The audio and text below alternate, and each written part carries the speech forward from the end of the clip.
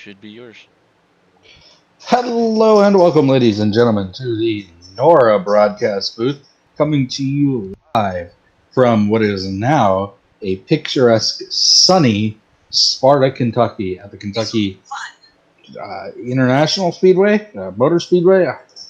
I don't know. I'm not sure what it's called, um, in fairness, but we are here in Kentucky.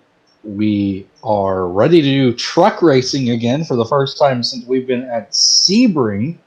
So this is news. First time that we're going to see the old blue banner on a car. We have the red banner in the Xfinity series. We saw that last week at Homestead, but now we got the old blue banner, and I believe that's on Mike Skinner. So, as always, though, we are joined by our co-host or cohort partner in crime. It's Josh Conover. It's just another sunny day in Kentucky. And right before we went live, though, we saw a Nice bit of cloud cloud cover up. cover. Yeah. Cover up the racetrack, and it was a little warmer track than we expected, which obviously we know why. But as you can see, though, these guys been out for practice. Don't remember exactly how long at this point, but a good bit of time. So that rubber getting laid down. It's something we haven't seen yet this season. That second line, you can kind of see it more so in 3 and 4. I mean, a little bit in 1 and 2.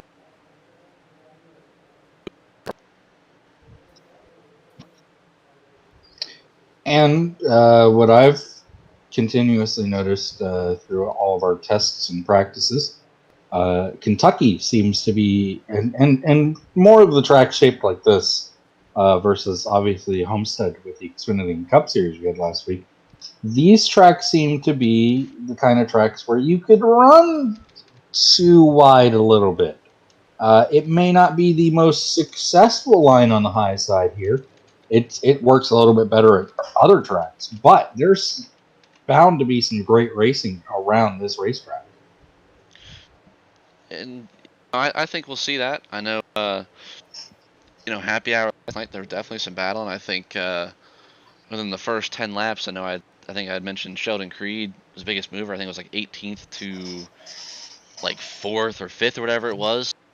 Before that, I think we had a different leader, like lap. I think you would lead 2 and then get around you, and you're kind of following them at that point. But yeah, I think Kentucky now is going to give us potentially the best chance to have one of our better races so far this season. Absolutely. As that just popped up and won't go away. There we go. And there it goes. Okay. We're not really sure what that is, but, as we tend to say, it wouldn't be a NORA broadcast without some form of a technical difficulty, whatever it might be. Actually, we will head down to the track just to get a look at that blue banner you talked about. But while we do that, as actually the blue banner sitting on pit road, but he just went to second quick, and Mike Skinner, back on the oval side. So, a little different, obviously GT4, no stages, obviously a straight run to the finish, but back on the oval side, to get 200 miles, 134 laps broken up into your 2 stages of 30 and 60. We kind of talked about it again, well, what's the fuel window? We're expecting, 45 laps, but I know you had mentioned it again before we went on the air.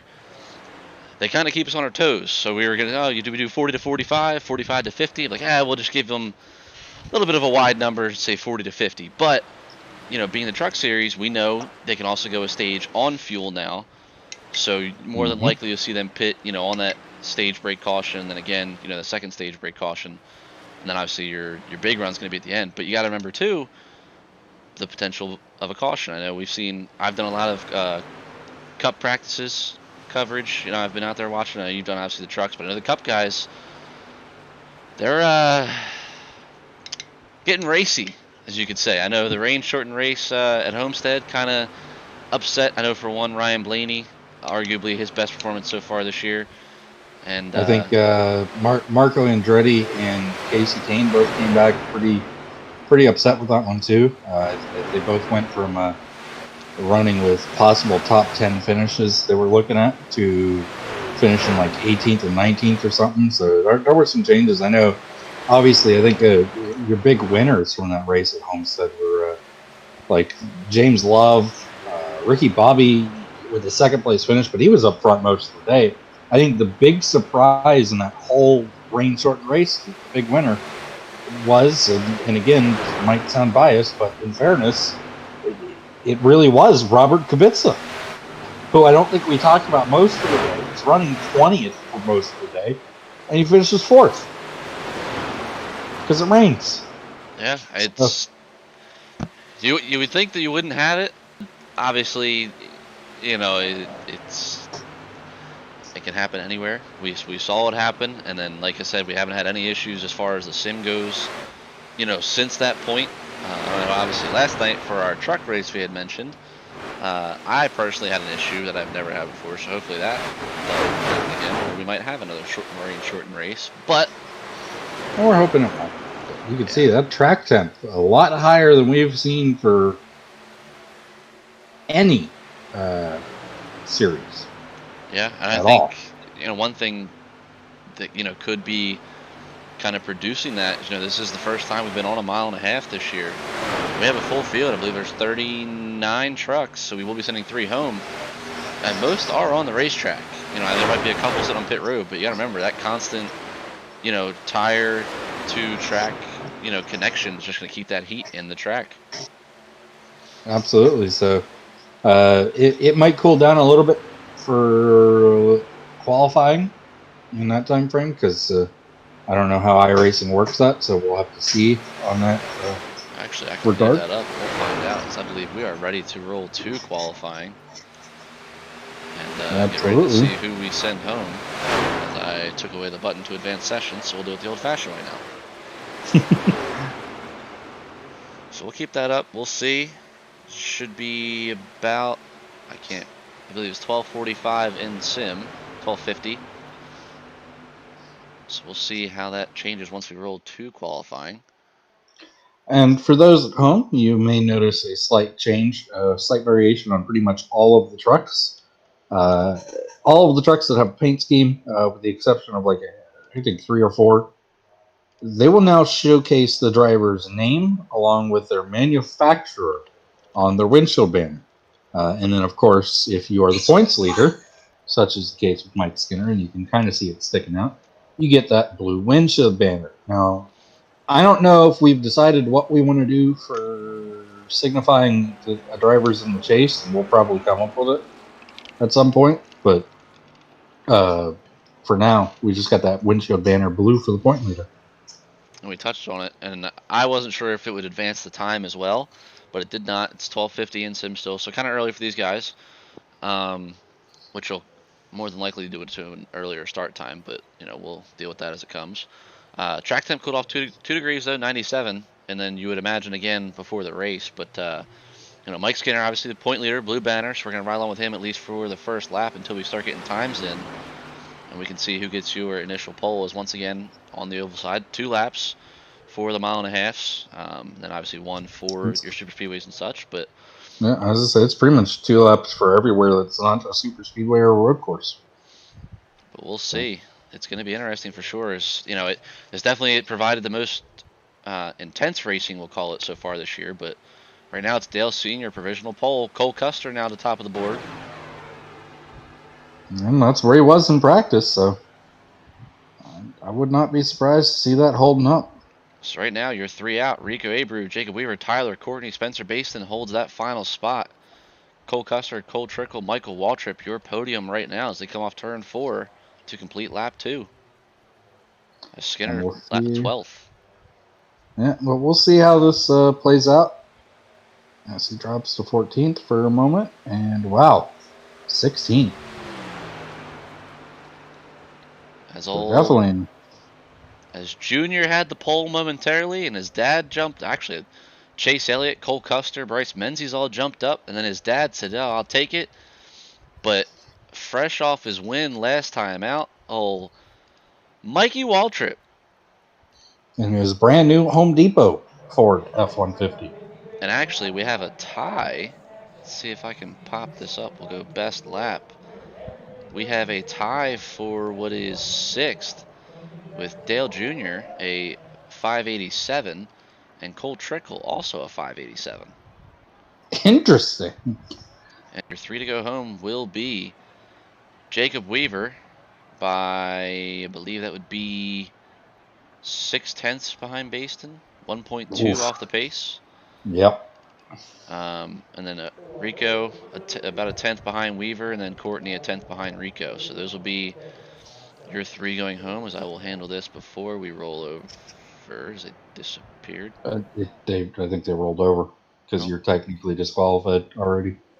ooh, well, that might be a problem. No, it should be okay.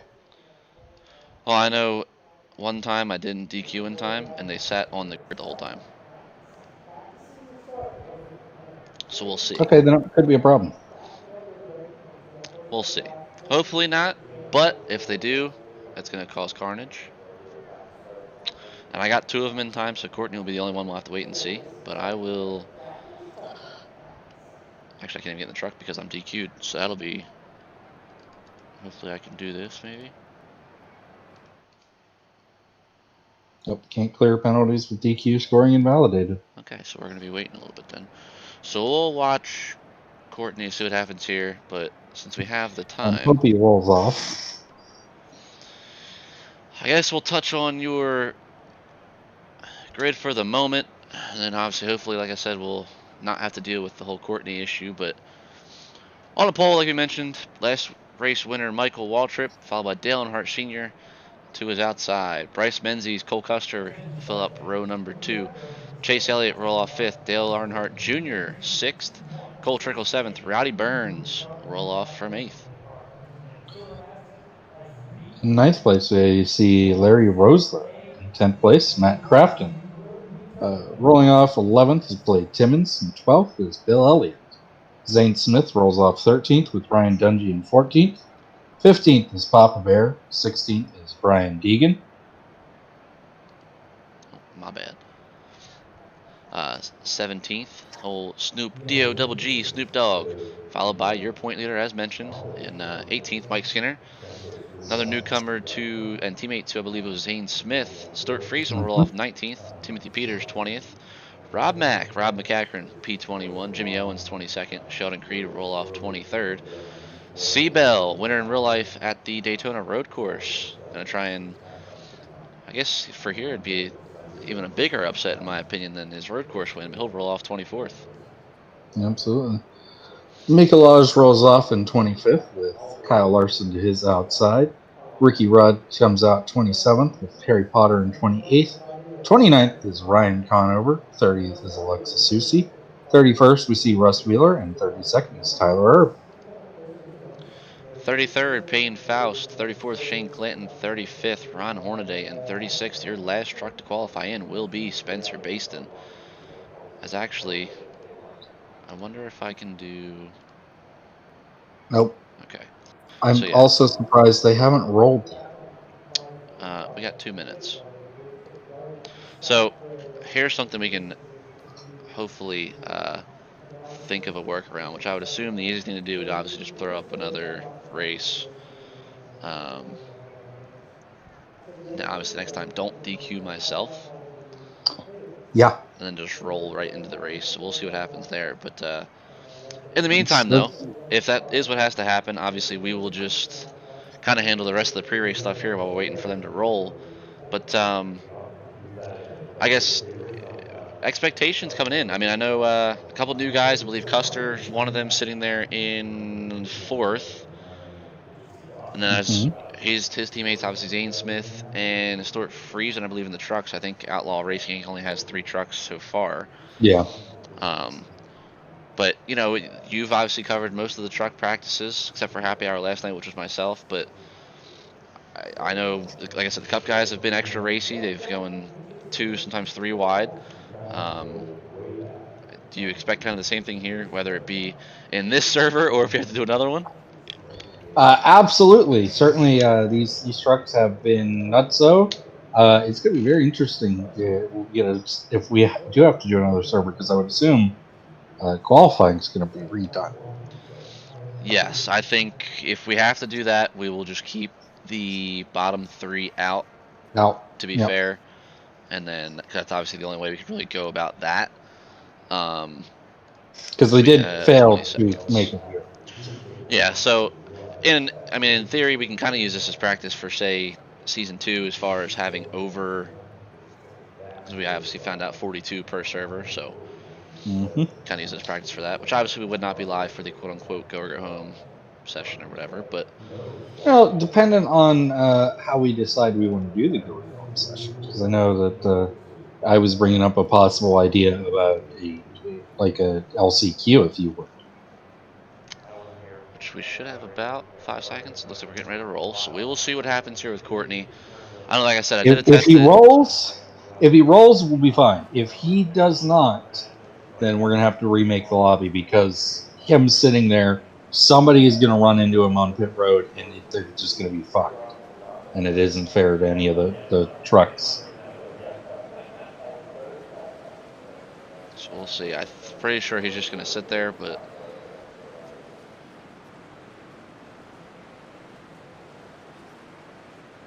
Yep. yeah. Okay, so minor setback, and I'm gonna get the replay screen, which easy fix somewhat. You guys can now see what goes into If you us doing one of these. no, there should be a button.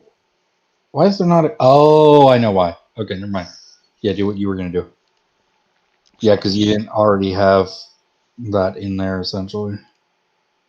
so we'll just do that. That will all be the same because I go here. 2 laps. 134. 4. Weathers. We'll just do that. That's what it was. I think it was like that. That sounded about right. That. This will go. We'll just do fresh. And this, we'll just leave it there, I guess, and we'll bump it up a little bit so we can get closer to our 1 o'clock start time. That's good enough. Look good? Yeah. I think the track time's going to be cooler now because apparently it's January again. Yeah. Rolling with what we got is what they say. Listen, I think that's going to be more fair than it being, all the way into April all of a sudden. Yeah. Like I said, difficulties. Again, obviously, that Wouldn't one be a not NORA something race we without it. expected, but Well, and we always say we're learning as we're doing this. We're as a whole, we have a background of broadcasting somewhat, but when it comes to hosting this and doing all of this and broadcasting and everything, we're learning with each thing that we do. And that was one of those moments where we learned, all right, so we don't disqualify ourselves before qualifying. yeah. Well, for some reason, I was under the impression that even because they wait for the grid, that it wouldn't have rolled right from qualifying like it did. And obviously, I was wrong. Yep. But Now, what I notice you can do to get around that is as soon as it rolls or as soon as qualifying is over, and you can then disqualify yourself. Like as soon as they finish qualifying, disqualify the 3 guys that are out, and then disqualify yourself. Essentially, would be the yeah. way out. At least that I think would work. In Now, all obviously, honesty, not for this one. I don't even know why I DQ'd myself because we've been doing this for 3 rounds of trucks and however many for everything else, and And we've we don't never really. DQ'd. Yeah, we don't have to. And I don't know why I did that. I brain That's fart, I guess we'll call it. But it is what it is. well, if you had a bad qualifying run, now's your chance to redeem yourself, and I think Mike Skinner will like that. Yeah, I think all of the nightmare trucks are gonna like that, with the exception of Matt Crafton, who went 10. He's probably gonna be like, God damn it, now I got to do this again. We'll call it knockout qualifying. We knocked out our bottom 3. Now it's go time. There you go. That's what I like to hear. I will say though, I'm pretty sure Rowdy Burns is not gonna be happy too because I know last night in Happy Hour he started about 20th and was just 8th. So Well, who knows? Maybe he gets the pole all of a sudden. Maybe he hey, will still be that. we've seen crazier things. Now, honestly, we probably don't even need to do practice. At least, Yeah, I'm just well, gonna boot yeah, out who we need to. Rico. Yep. Weaver And Courtney. and Courtney. And boom. Yeah, I won't even let that go.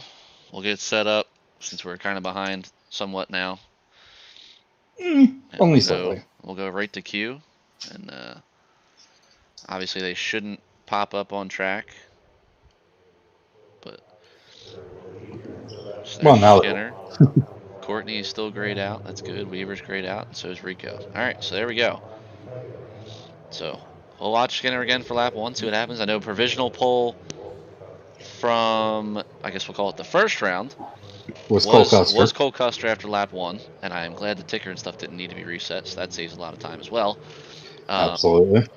Then we saw old Mikey jump up from where he was at, to get the pole. So we'll have to see if that holds true again. Well, not Mikey. Oh no, the other Mikey. Yeah, not Skinner. Right. Other Mikey. Sorry. Yeah. Walter. Well, another thing too here, remember all that rubber they just had as well. We'll call it a quick rain between sessions. Clean the track off. So, I think you mentioned it before about maybe the smoothness for qualifying being a factor. I would argue now, no rubber, that's even going to be a bigger factor. You don't have the rubber to rely on. Absolutely. We're going to see some of the guys come to cream rise to the top of the guys that have the better smoothness rating, I think. You heard it just about all full out through 1 and 2. 3 and 4, a little bit of a lift, but we'll see as they all come off turn number 4.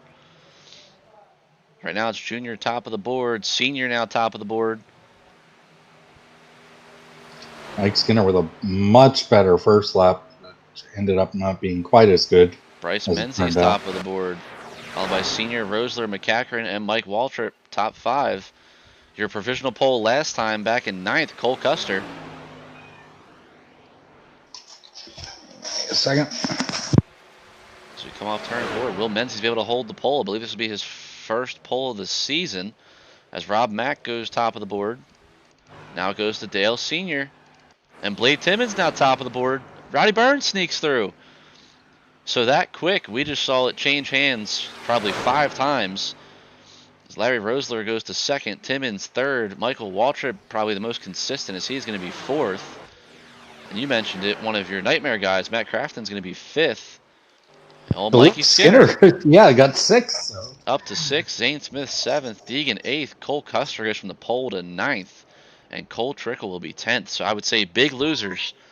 Bryce Menzies, provisional pole to 14th. And I'm trying to think of who was on the front 2 rows with him. I want to say... Well, we know Michael and Senior were the front row. Okay, so Waltrip 4th, Senior down to 15th. That's actually, we'll just go ahead and roll. And we can go over the actual grid once we get there. Absolutely. So some guys that are going to be real happy. Some guys aren't going to be happy with that. Certainly, Rowdy Burns going to be thrilled with that moment. Yeah, I touched on it. Rowdy, happy hour, and obviously we'll call it the first round of knockout qualifying.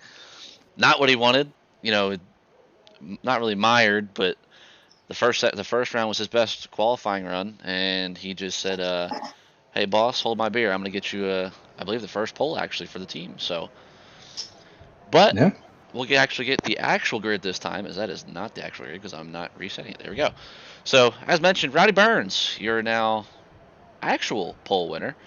Larry Rosler will roll off from 2nd. Actually, it's a brand new top 4 besides Waltrip. Blade Timmons and that beautiful Grizzly truck painted by Flatline Graphics and Jake Boyer will roll off 3rd. Michael Waltrip 4th. One of your boys, actually, you got a whole nightmare row 3 right there with Matt Crafton and your point leader Mike Skinner. In 6th, Zane Smith, newcomer, in I believe his first race, roll off 7th. And Brian Deegan will roll off 8th. 9th place, we see Cole Custer. 10th is Cole Trickle. Bill Elliott is in 11th. 12th is Papa Bear. 13th, and again, moving up, another happy surprise for the Nightmare crew, Timothy Peters. 14th, Bryce Menzies. 15th is Dale Earnhardt Sr. 16th is Snoop Dogg. 17th, and teammate 2, I believe it would be Custer and Zane Smith. Again, I know I've said it probably multiple times, but new team, going to get used to it, probably a race or two. But old Stewie Friesen roll off 17th, Ryan Dungey 18th, Jimmy Owens 19th, yourself, Mikolaj rolls off 20th, Rob McCaffrey 21st, Chase Elliott 22nd, Seabell, Christopher Bell 23rd, Sheldon Creed 24th. Absolutely. We got Dale Earnhardt Jr., but all the way back in 25th. So another one who I think did not benefit from this. Ricky Rudd in 26th. 27th is Kyle Larson. 28th, Ryan Conover. 29th, Alexis Susie. 30th, we see Russ Wheeler. 31st is Harry Potter. 32nd is Tyler Erb. And to round out your grid, 33rd, Ron Hornaday, 34th, Payne Faust, 35th, Shane Clanton, and 36th, Spencer Baston, the only driver in the 32nd bracket. And then obviously your guys from round 1 did not make it, Tyler Courtney, Jacob Weaver, Rico Abreu. And it's funny because I think once you got to a certain point on the grid, it didn't really change from either session.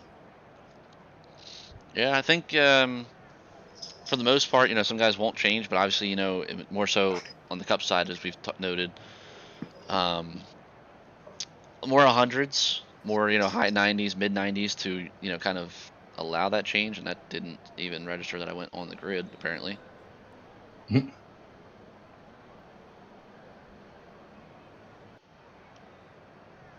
There we go. It still says grid. So who else am I missing here? Now I'm confused. I don't know. Well, I guess we're going to be sat here for another minute. Yeah. Well, now we can look at the difference, though. Yeah, there you go. 30 degrees between January and April. So. But I will say it again. I think January is a little bit closer to February than April is. So It's a little bit. Yeah. I think this is probably more accurate.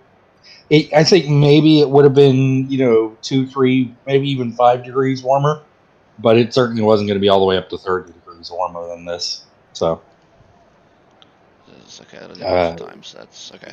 But yeah, so more of a, I guess you could say, replicated to what it should be track temp setting. Yeah. Again, we touched on the race analysis in the last server, but 134 laps, 200 miles, stages will be 30 and 60. Obviously, unless we have something happen, we get a caution. We don't expect them to pit during the stages. So, I mean, that'll be... But, I don't think we've actually done this before, but I think something we could probably throw in since we're going to be waiting here for a second, since it apparently didn't register me getting on the grid, but picks to win the race. I think we did actually for Daytona, and I believe we had 2 of the top 3 correct, so your pick to be the podium here today. Well, I think it's going to be the man on pole. Roddy Burns certainly went from kind of being the guy where it was like, well, we're just kind of in, we're where we kind of want to be with this or the last qualifying, to we got a fast truck, we're on the pole. And certainly from what I've seen practice wise, that leader takes off for at least 10 laps. And if he could do that and get out in front far enough, it could be a lot longer than 10 laps. It's interesting you said the leader kind of gets out and runs, but like I said, I was covering most of the Cup stuff for I guess we'll say this week or whatever you want to call it. And it was kind of the opposite for the truck or the Cup guys.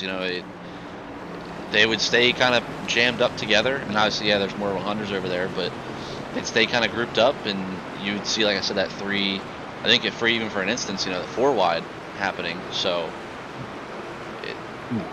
I'm gonna, I guess for my top 3, as it is actually 1 o'clock in Sim, so actually almost a perfect start time, but I'm gonna go.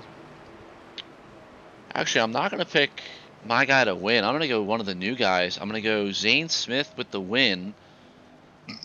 And I think I'm going to go old Mikey Waltrip second, and I think Rowdy Falls to third. Interesting. Well, I've got Rowdy to win. Crafton pulls off a surprise second, and Mikey in third. Right, so it's two of the same in the top three, obviously different positions, but we'll see. 30 lap stage one, 134 lap race, 200 miles. As pace car ducks off, we have our fabulous restart cam provided by Shane Weinmiller for all of our races. We're waiting for green flag, and they are underway for round number 3. Green, green, green.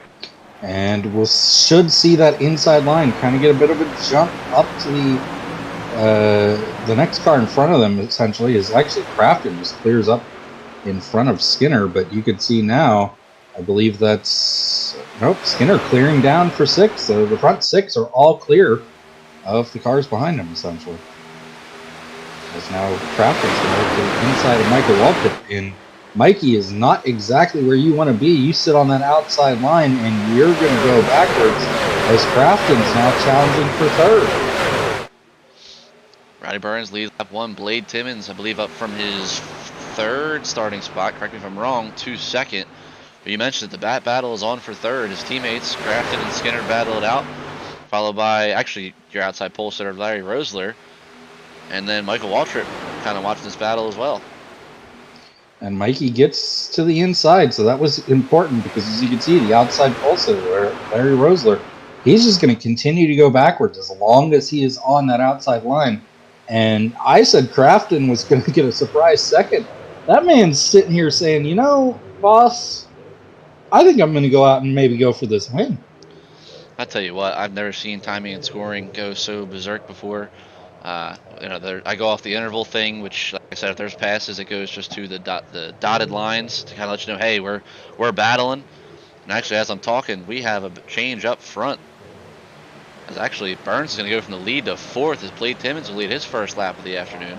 But back to what I was saying, I look over at the intervals, there's probably 3-4 battles going on at a time, and I just can't click through it fast enough to get it all for everybody, but we're going to try our best as Skinner, I believe, makes a pass on Crafton, and Rowdy Burns looks to follow through. And I believe he's going to get the attempt here through, and he is. And here comes Mikey as well. So Crafton didn't go backwards on this one, but the another truck that I noticed coming forward was Timothy Peters. I think, too, part of this, I think it looked like Crafton got a little bit loose in that second line. He mentioned the rubber, because of the quote-unquote rain or whatever we want to call it. That obviously is going to hurt that second line until they get more rubber in there, obviously for the bottom as well, but obviously bottom being the dominant and preferred line, that's where you want to be. But you can just see it, practice guys can kind of use that second groove with the rubber to maintain, if not make a pass. But now it seems like if you go up there to try and defend, or you're forced up there, there's just nothing up there right now. And you noted, and I think I noted on it too, you don't want to be in the high line. Look at what has happened to Larry Rosler. Yeah, back to 14th right now, so he past Bill Elliott. I mean, second place all the way back to 14, as Papa Bear really cuts the nose off of Timothy Peters' truck getting in there. Just update back up front as we watch Bryce Menzies and Jimmy Owens battle for it would be 18th. Rowdy has gotten back up 2 seconds behind Blade Timmons, Waltrip 3rd, Crafton 4th, and Skinner being 5th. But like I said, there's battles all over the racetrack right now. As Rosler made the pass on Bill Elliott, getting into 3. And just like that, going into 1, Bill Elliott returns the favor and puts it back to 13th again. Absolutely. So, like we said, that inside line is here comes Kyle Larson. I don't think we've really talked about him much all season, except for maybe at Daytona.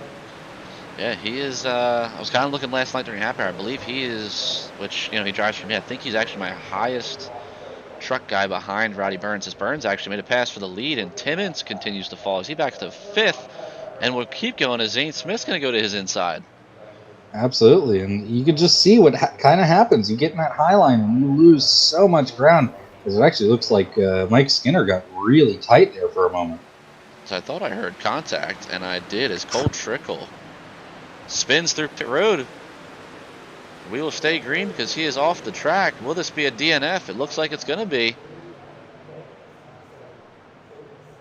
And we're going to call that one a tow. That's what it's looking like. Very long tow, but... So your first DNF, Cole Trickle. We will go back and try and find out what happened. It looks like contact between him and Senior. See Larson coming off 2 on his inside. Larson actually up to 16th right now, as Waltrip is your current leader. If we will go back live once we watch this replay. So get in the corner. Waltrip actually gets into And Larson. oh, Triple wow. into the wall, checks everybody up. And he just comes down Oh! right across Junior's nose. So the question now being, what happens to Junior? You see Larson falling back to 20th now. And Senior's falling back too. He's got some front end damage. Junior still on the track in 32nd at the moment. So everybody else still out there. It's like I mentioned, Waltrip is your leader. Crafton now second. Rowdy Burns back to third. So it almost seems like right now, obviously single file around the bottom, the place to be. You can kind of see that second line starting to get some rubber laid down. But arguably, if you get off the bottom, you're going to lose. At the most, we've seen up to 6 spots. And you want to know what I find funny? What's up? We both picked Rowdy Burns and Michael Waltrip in the top 3. And where are they both running? Early on in the top 3, that's for sure. Now, I'm not really sure where Zane Smith is. I think he's in 7th. Right now, yes. Yep. So you're a little bit off on that one in comparison to me picking Crafton. But it goes to show though. I mean, the top. I mean, I would even argue. Well, timing and scoring. Let's see. The top 6 are within a second. But if one person gets the Waltrip, puts them on that high line, you got to train back to. I believe that is Freezing back here. Yeah. Pretty much. Yeah. If they get aggressive and fill that hole, you're going to potentially go from wherever you're running to 13th. Absolutely, and we've seen it happen on many occasions already. Because there's a lot of trucks in the back that look like they have some damage. Correct me if I'm wrong, but that looks like Creed's truck has some damage on it. Yeah, it's got some right rear damage. Actually, C-Bell was getting passed by Creed in 3, but I believe one of the first guys all day so far to seem like he can kind of hang out there and not lose ground. As I believe he's going to do it again in 1 and 2, which again could be, a factor of that damage we were just talking about. But, even with that, that's huge to kind of be able to get up there and not lose, 6, 7 spots. And once again, he's actually going to stay up there and be able to, for the moment, hold off Creed. As Larson, we touched on him getting the contact. He's still in 19th. But, again, by timing and scoring, there's battles all over the racetrack right now, and I cannot click through them fast enough. And what kind of interests me, too, is that Mikolaj actually wanted to go to the outside to try to get around Sheldon Creed there. And that's going to end up hurting him. As you see, a driver who really hasn't had a chance to make up any ground. He started all the way back in 22nd. He's only 23rd. Is Chase Elliott. Yeah, which is it's you can kind of see in the back there a little bit, more spread out and stuff. But like I said, even with them being spread out, there's battles all over the racetrack. So back towards the front a little bit. Timothy Peters in a battle now with Papa Bear and Bill Elliott. And that's for the stage points right now. Yes, we're actually already halfway through the stage. Tell you what, I'm used to, the bigger tracks. The first time on a 1.5 miles. Well, for these guys anyway, stage is clicking off pretty quick. Absolutely. So we're getting to the money end of this stage, and certainly, as I'm seeing what I think is a possible attempt at a pass for the lead. Looked like going down the backstretch for just a moment. It looked like Crafton was to the inside of Michael Waltrip. Now, I think that camera angle might have been deceptive, but he certainly was to the inside lane going into that corner. And I don't know if it was a defensive move or what it was, but it looked like he was closer than he was. And maybe because we've seen it a few times throughout the field, sometimes that lead car just chops your nose off. Yeah, it's interesting. We've talked about, obviously, in the beginning, the rubber.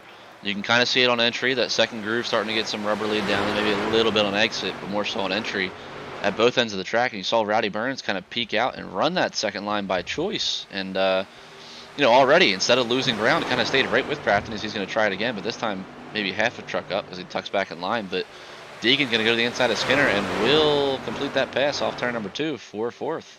As Zane Smith and Blade Timmons are still battling back here for 7th. And it's just a whole bunch of battles all around the field. And as you can see behind him, we were focusing on Timothy Peters versus Bobby Bear and Bill Elliott, and Timothy Peters ends up best out of that right now. He's up to 9th. And then as we get further back into the field, here's Chase Elliott. He's a guy that, we'd normally say we'd pick for a winner. He's certainly got the stats to be the top guy at most races, but he's buried in this field right now. Creed actually comes off the bottom a little bit. That's going to open the door for Bill Elliott. And, Ricky Rudd, sorry. My apologies for that one. Very similar paint colors. Yeah, I saw the red and I was like, oh, it's Bill. Nope, that is Ricky Rudd. Snoop Dogg gets a little close on Larson's door, but I think the best mover out of this group so far would be Chris Bell, because I'm pretty sure a couple laps ago he was back 23rd or so with Chase, if I'm not mistaken. Yeah, somewhere around there, and he's gotten around Ryan Dungey and he's going to go forward. It's up front. Seems like everybody's kind of somewhat stabled out in the top 5. No real battles from what I'm seeing. This would be kind of your main battles back in here, as these guys are going at it hard, as we're already under 10 to go here in stage 1. Absolutely. None of these guys are looking to get stage points, but certainly trying to set up the rest of the race, try to get whatever points you can. We have one truck way off the pace. So just wanted to see if we would get any lappers here in stage 1. It's not looking like it, so that's always a bonus. No, but something that I noticed is Skinner goes back around Brian Deegan again. It looks like Crafton's kind of gapping it, or at least stabilizing the gap between himself and Rowdy, and then also the gap to himself and Michael. Well, I would say yes, but last time by, Rowdy Burns, the only driver in the 30-second bracket, 30.986. Crafton was second as far as the top 3 are concerned with a 118, and Waltrip with a 131. So both gaining back 2 Waltrip here. We're coming to, I believe it'd be 6 to go. But yeah, I think the best thing right now would be what they're doing. Stay single file on the bottom, kind of get 2 Waltrip, and maybe make a run here late in the stage. Yep, and it could certainly work out for both of them if they do. So that time by again, top 3 as far as time wise would be Burns, Waltrip, Crafton that time, but. They got about a second gap back to Deegan, as we have a battle once again between Zane Smith and Blade Timmons. And now Timothy Peters is going to put his nose into this battle as well. And say, well, if you guys are going to get into this, I'm going to get stage points. Got to take what you can get. And we've seen these restarts going to be crazy, especially, I think, again, we mentioned, as more rubber gets laid down for these guys running that second groove, I think it's only going to get better, obviously, to potentially, make gains on track and maybe potentially defend. And also potentially to kill one another. So yes. Oh, we've seen it, as Bill Elliott's going to show us right here too. We've seen it. Guys are, making, I guess we'll call it the second groove. And I guess that middle-ish line we'll call it the third groove. But they're not afraid to put it into that second groove, as Al Blade is going to fall outside of stage points. We come to 4 to go. Absolutely, and it's all about up front. As Michael Waltrip locked himself in the playoffs. This is a playoff point. This is that extra bonus point that you get. Or what is it? 5 bonus points? I'm not sure. Win would be 5, and a stage is 1, which is again kind of my disappointment for last night. Swept the stages and then lost out on the big playoff bonus with the win. But 2 playoff points is better than none if you can make the chase. So can't be too upset. But yeah, so stage will be 1, which I believe he won a stage last week, if I'm not mistaken, or not last week, last race. I don't know if Michael won a stage, but he did win the race, so. It's just that quick. We looked off, and these guys have probably cut that gap once again down even more. Don't look now, somebody's cutting their gap down. Brian Deegan, as we come to 2 to go in the stage. And he's lightly pulling Mike Skinner along. he's certainly not pulling Mike Skinner along fast, but Skinner's coming with him, if you would. Certainly. It's going to be interesting for these final 2 laps. I'll tell you what. This is going to be the white flag. We talk about tires. Waltrip, as you see right there, the 313. Crafton a 194. Yeah, and part of that's draft, part of that might be tires. This is going to be interesting because from what I'm seeing, he's only going to have, I think, 1 shot at this, and he's going to be diving into 3. That's, if he gets aggressive, obviously they don't know the stage is coming, so more than likely we'll probably see him just ride. And you would obviously hope he doesn't go to the second groove and open the door for Roddy Burns, but obviously we'll see. It looks like they all are just going to kind of ride. And looks like Mikey Waltrip, if he didn't win a stage last race, he's going to win one here. As we will throw the caution here once they hit the line. Caution, caution. And there it is. So your top 10 for the stage, I believe. Did you happen to get a look at your temps when you're on no, track right after that caution bell? Michael Waltrip, Matt Crafton, Rowdy Burns, Brian Deegan, Mike Skinner, Cole Custer, Zane Smith, Timothy Peters, Papa Bear, and Blade Timmons. Heck of a job. A couple notables, at least for me. Rosler obviously started second, fell to 12th. Senior with the damage with the 17th. You would imagine he's going to get some of that fixed. Bella ways back, but up to 18th. Elliott right now 19th. Not sure if he was ahead of Dungy or not, so we'll wait to see what happens here. Looks like Dungy was ahead of him. Doesn't look like he was, yeah. Larson with his damage, which again we'd assume would get that fixed on the right side. 26th. Junior, probably the heaviest damage out of all that initial incident, 30th. But he was able to stay on the lead lap and get to this caution. So we'll see if he can get that fixed. That's at least a the right move essentially by being able to stay on the lead lap and get to this point. That's one thing I hate about curved pit roads. The cameras like that are not useful. Yeah. But we'll watch the entry here, as we assume everybody's going to come in. And sure enough, you are correct, at least of the leaders. Certainly the top 10, 11, 12, 13. Yeah. If you're on the racetrack, you are currently heading to pit road. We'll see, Because again, I would imagine everybody's going to come in. Everybody's on the lead lap, so we'll kind of wait and see just to make sure. I believe that was Baston right there, so here we go. Yep, Baston was it. Roddy Burns, that first pit stall. Could this be, what he needs to get back out in front of Crafton and Waltrip? Mikey. Yep. And we'll see who's got the better pit crew here, too. Crafton's pit crew has kind of screwed him over a few times, but it looks like they're going to get him out well. And Mike Skinner's pit crew gets him one position. And Timothy Peters' pit crew really does well, getting him all the way up to, I believe that was 6th. Somebody whose pit crew did not help, I believe, was Zane Smith. Yeah, Zane and 18.8. One of the two. Cole Custer, for that matter, too, 22.8. Yeah. I would say one of the cars that I'm pretty sure was like 6th in that stage came out way buried. So Waltrip 14.0, Burns 14.1, Crafton 14.8, Skinner 15.0, and Deegan 15.8 would be your top 5. You mentioned Peters, he had a 14.7, Timmons 16.2, Zane Smith's 18.8. Big gainer, in my opinion, Bell with a 15-second stop up to 14th. Mentioned Custer's 22.8, Bill Elliott 19.5, Chase gained a couple spots, 17.1.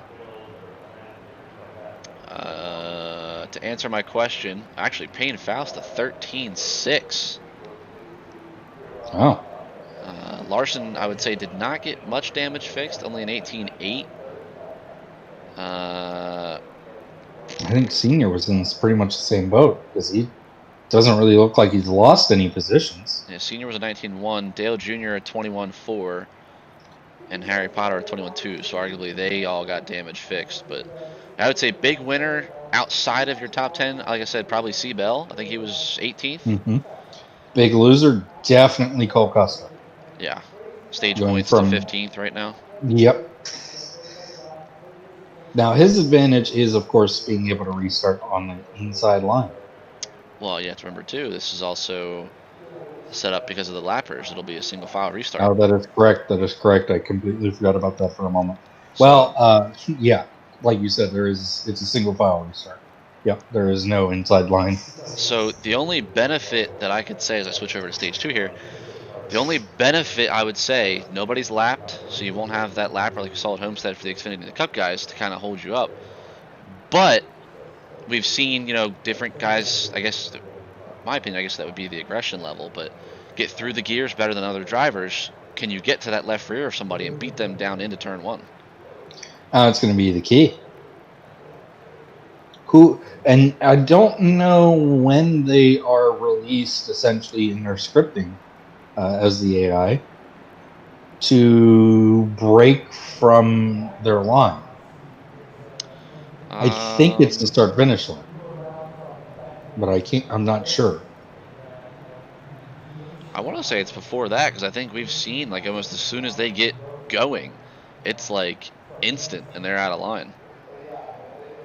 Well, certainly, I think the restart zone's a lot earlier than the start finish line here, so we'll get confirmation of that with this one.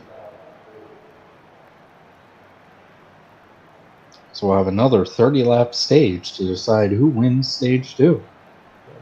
And certainly, we're pretty much on the money with our Michael Waltrip and Riley Burns pick so far. My other pick back in 8th right now, but obviously still Certainly, a long way to go. Absolutely, long way to go. Certainly, my pick looks a little bit better than yours, as they're all 3 in the top 3. Which I would say this is where it gets hairy, though. These restarts. Mm-hmm. Like I said, the Cup guys definitely use this to their advantage, or some could say disadvantage, as they get the short end of the stick. But we'll see. Pace car dips off. Waltrip now will control the field. 2 Fords up front, followed by 2 Toyotas. As we are back underway. Waltrip's going to lead us down into turn number 1. And actually, we don't see, as there they go, the break from the start from their line. We don't see the first Chevy until I believe that's all the way back in 8th place with Zane Smith. You'd be correct, yes. So here they come, and you could just see what single file restarts kind of do. Nobody's really double file, but it does mean that we have less of that cautions breed cautions. Sometimes as Crafton gets an incredible run off the floor up to the back bumper of Rowdy Burns. Really be able to do anything with it. He's going to look to the outside, and we know how this plays out sometimes. 3 wide in the back. We're kind of seeing what kind of cameras old Shane gave us for Kentucky. This is the all cam set, as you can probably tell, but Skinner's going to follow his teammate up to that 3rd line and try and help him get around. It would be Deegan and Roddy Burns. I think it's going to pay off right now. No, and what was very interesting was for just a moment it looked like Skinner or Crafton actually cleared Rowdy Burns on that high side.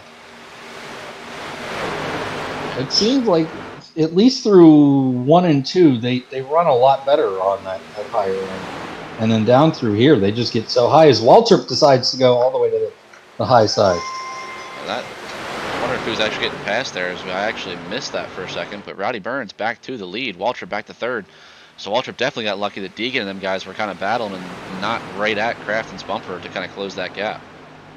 Absolutely, and right now Mike Skinner kind of on the losing end by being the guy on the outside, and now Timothy Peters joins him.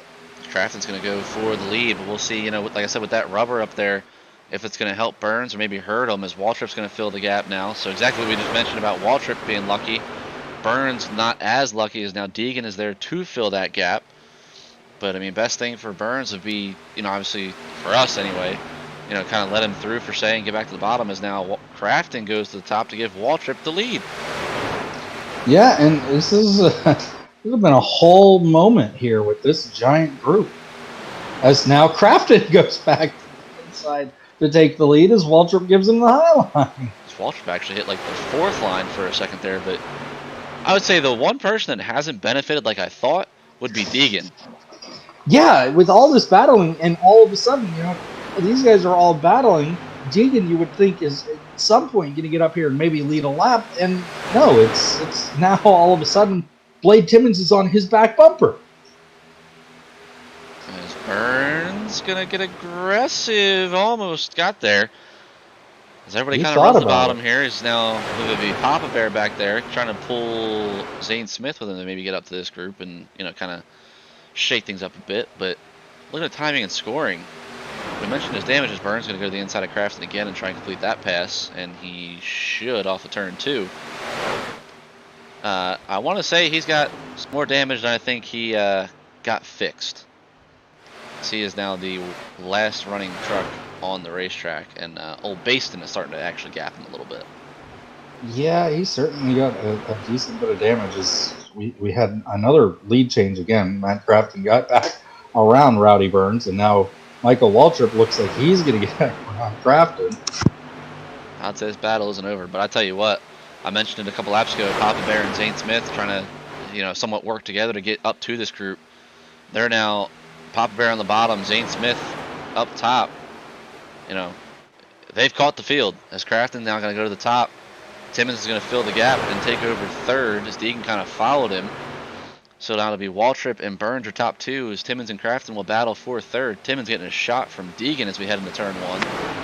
And I'm waiting for it. I don't want to say it, but I'm waiting for that 3 wide move and potentially a big one here. These guys are starting to amp up the intensity. Yeah, absolutely, and certainly we know that kind of incident happens quite a bit. As Matt Crafton somehow manages to sneak down to that bottom line and keep himself in the top 4. He's doing everything he needs to do to keep himself in this race for sure. As Rowdy Burns, I think, clears Blade maybe on the outside. Try to. He did. As he does. And I mentioned it. Papa Bear, Zane Smith trying to close that gap and get up to the front. A couple laps ago it was 6 trucks. Seabell's running 12th and is now basically in this lead pack. And then behind that, Custer and Dungier right there as well. And somebody you don't see anywhere up here anymore is Timothy Peters, who's just fallen off the face of the earth from He's actually back to 20th. Yeah, so he got stuck all the way up in that high line, and he just went backwards. Now he's got Senior up there as Crafton now. I would say he got passed or something and got hung up top because now he's back to 8th. This is now Burns, Timmons, Papa Bear up to 3rd, Waltrip 4th, Deegan right now 5th. So he's going to look to the inside of Waltrip, but Jimmy Owens now, he's 6th, and Rob Mack 7th. And Jimmy Owens, I believe, now is technically flying the flag for the Toyota brand. I believe so. So he's actually right on the bumper of Deegan. He's saying, come on, man, I'm up front, I'm trying to go. This lead pack continues to get bigger, as I believe that's Rosler back here in 16th, as I believe we're 3 wide. We're 3 wide for just a moment, getting down into turn 3. And this, it's Crafton, I had mentioned, had fallen back to 8th, right now back up to 7th, but, I would say another lap or two, these guys close this gap up a little bit more. That, running first, running second, getting called on the outside, going backwards could go from 7th or 8th to, like I just mentioned, 16th, 15th behind Bill Elliott. Yeah, and that's even if Peters back here doesn't catch up and bring this pack with him. Yeah, this has been an incredible bit of racing these last couple laps, certainly since this restart. They have put on a show for not just the stage points, but just in general, just on track. These guys have just been at it.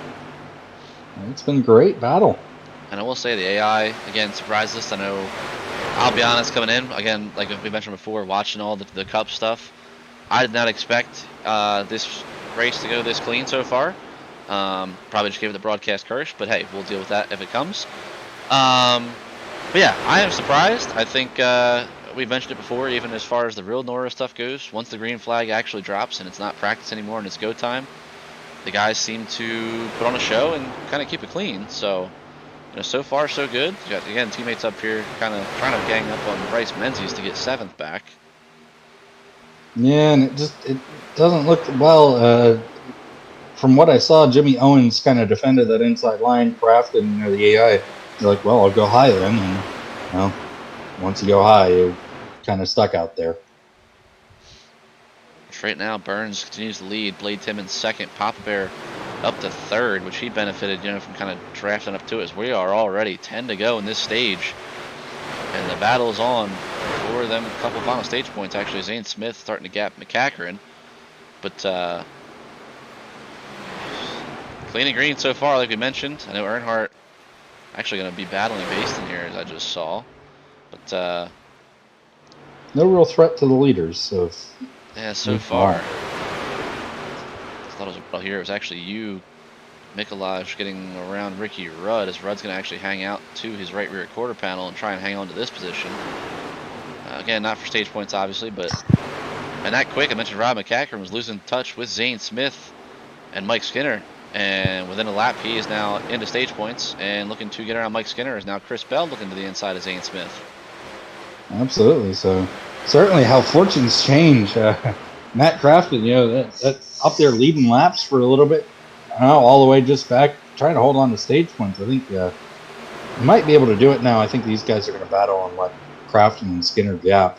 But this is a big deal. It's all about getting those stage points. And certainly it's McCracken, Zane Smith, Seabell, and Bill Elliott all trying to get the stage. Who's going to get the stage points? Yeah, it's and I'll be honest, man. I said, Seabell obviously drives for me, but I am surprised he's up here. I think he's only like a mid 80, and I'm pretty sure like Bill, for instance, is 100. And I think Rosler's up there as well, and even Custer. So props to my boy Seabell, kind of holding his own up here with these guys. And obviously Rowdy carrying the flag for me, as he's my only 100. But old Blade Timmons here late in the stage as they're coming to 6 to go. Might give him a run for his money, as these two are gapping Waltrip rather quickly. Absolutely, and actually I think Waltrip just now got back to third. Yeah, he got around Papa Bear. So I think that's part of what that was. Crafton kind of struggling with making the right move where he needs to get around somebody. He always seems to want to go to the outside, and it's not ever going to work. Yeah, I think it's still, funny to say it's still early because we're almost to the end of stage 2, but I think right now it's still early. We obviously see the rubbers getting laid down, yeah, but when you got 35 trucks still on the track, still on the lead lap, and they're all pretty much around the bottom and only 1 or 2 run the top, you can obviously see right there, it's just not going to lay that rubber down like you need it to in order to make the moves you need. Absolutely. As we say that, be his chance. Yeah, this is what you need. You need to be on that inside line, but certainly there goes once again, that nose cut off. So I think you're seeing the rating that I said about Seabell kind of coming in. They got battling. He used it to catch the field, and they got single file on old Rob Mack and Skinner, and these boys kind of drove away from him. But outside looking in, Zane Smith, as we will, I thought it said .01, so that was closer than that. But false alarm. But Crafton does complete the pass on Menzies here for 7. And now it's going to be Skinner looking to his inside. That's almost gets turned by McCackern. I think they both went for the same real estate, and it almost cost them both. Definitely McCackern, as he's going to lose at the moment that final stage point to Zane Smith in his first race. We have about 2.5 to go here in stage number 2. Yep, and this is the money. Talk about getting down to that money lap, money moments, whatever it might be. Certainly, Timothy Peters losing out big in that stage, without question. I would say Larson as well. I think it's the worst he's run all day, back in 27th.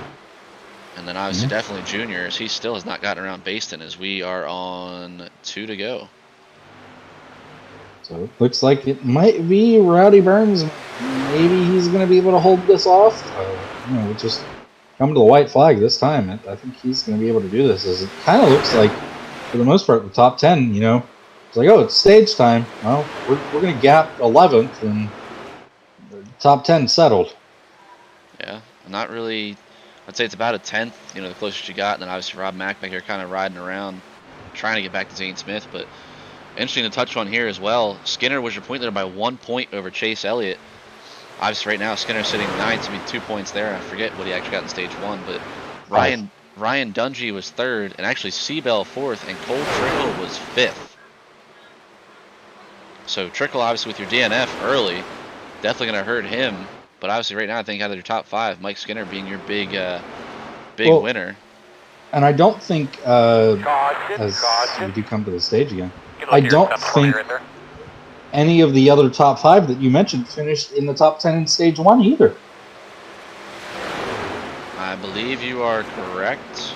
I know Seabell did not. I will double check that.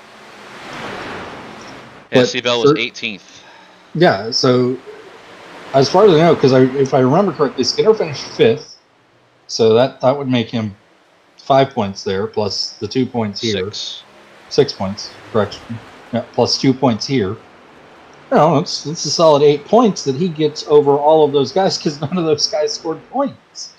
And I would argue he's going to have a massive gap because even looking at the top 10, so to speak, like I said, Skinner, Elliott, Dungy, Bell trickle your top 5, which I don't think any of them got stage points at all today. Nope. Besides obviously Mike, but then you got Bill Elliott 6th, no stage points for him this stage. Junior, who arguably is pretty much done for the night. Yeah. Russ Wheeler's 8th, and he is currently running, I want to say in the 30s. He's back in 31st. Shane Clanton, who again 33rd, and then rounding out your top 10 would be Timothy Peters, who unfortunately he missed stage points this time. But he did earn stage points the first time, so.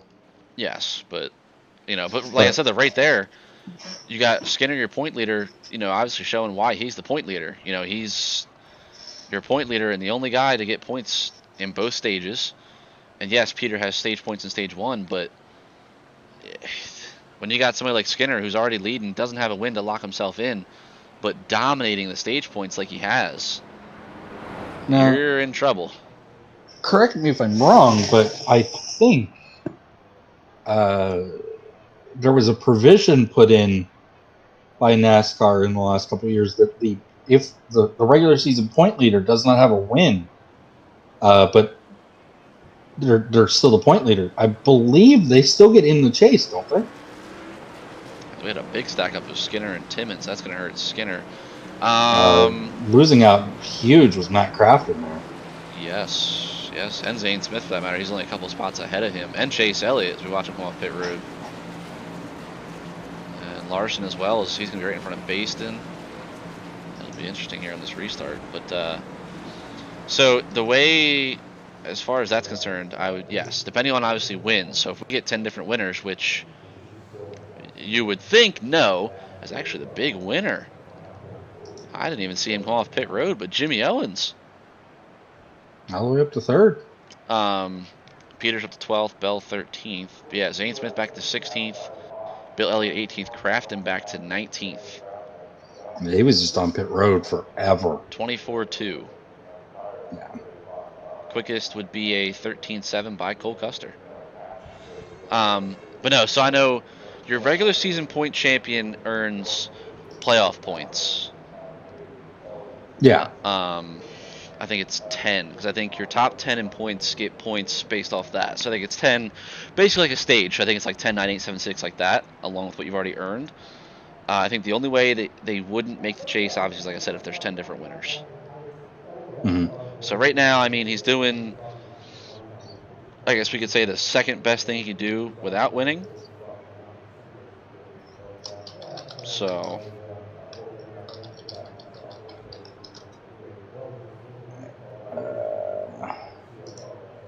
and I just want to article.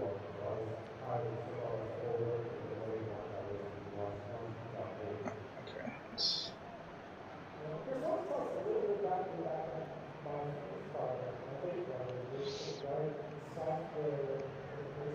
as we shouldn't be going green. Okay, we're not. We're still on 2. But so this will be interesting. I believe Deegan's led a lap today, but I know Owens has not. Waltrip obviously has been up front the whole time. Rob Mack's going to be 5th. So I mean, if we go off so far during the race, I would argue your quote unquote strong, up front guys would be first with Burns, Waltrip 4th, and then I would say Timmons 7th. And then you'd have to go back to Crafton, who's in 19th. Yep. Certainly, it's a large change that has happened here, but something that we can't overlook. This is a lot longer of a stage, and it's, I believe, about 70 laps. I believe so, yeah. So we know the pit window is 40 to 50. as always, and we always know this, there's going to be a green flag stop pretty much every time in that final stage, and it can throw a giant wrench in the works. We saw at Homestead, there was a caution during the Cup race, pit stops, that then resulted in a rain delay. Yeah, we saw, I believe it was somebody had already pitted, and somebody that was trying to get to pit road, and yeah, that didn't end very well for the guy trying to make it around the guy that was coming to pit road, but No, it did not. we'll see what happens. If it's all right with you, I think I'll put it on the wall cams here on this restart once we get through the line, and we'll do a little bit of a kind of subtle and not as loud as crank it up, but a little crank it up. All right. So we're back underway, and we will Green. let you listen to the sights and sounds.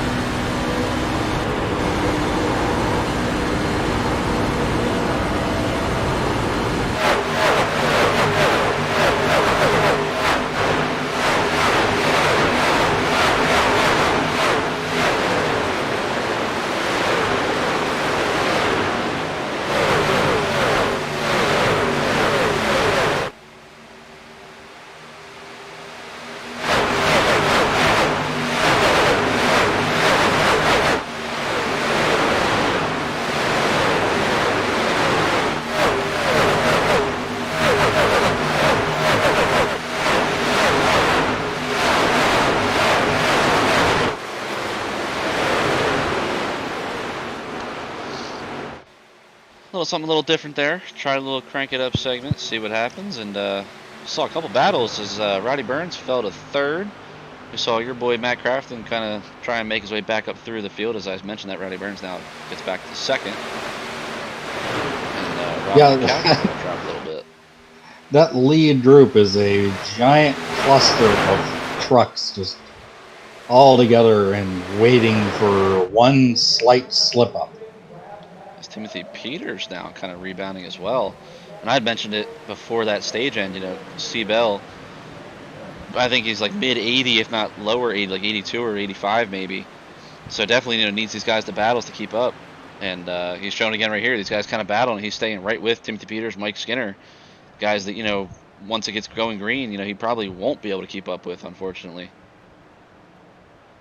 I think you see it a little bit more early in the run, a little bit more give and take, it seems like, between a lot of these guys. It seems like somebody gets just slightly to a quarter panel, and they're just like, okay, we'll have the corner.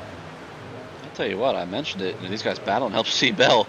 He drove it into three, got around Timothy Peters, and you could say use the draft to get right up to Bryce Menzies. He's now going to be behind Mike Skinner on the bottom, but he's trying to take full advantage of this restart and get what he can.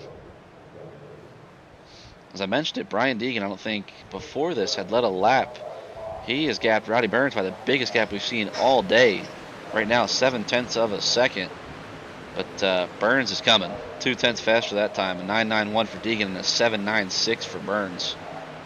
And a lot of that was Deegan got clear, and everybody behind him formed into that wad of trucks that just was, every truck in it basically, and it was a whole host of let's slow all of ourselves down, essentially. Yeah, and again, it's helped out this man Seabell. Again, he drives for me, but I'll be honest, I never thought he'd be inside the top 10 when I saw his rating pre-race. But like I said, these guys get battling. It definitely helps out. Your lower rated guys. I think now that they're kind of single file, you'll see Waltrip and Creed and Timmons and Peter start making their passes back through. But heck of a start to the final stage for old Seabell.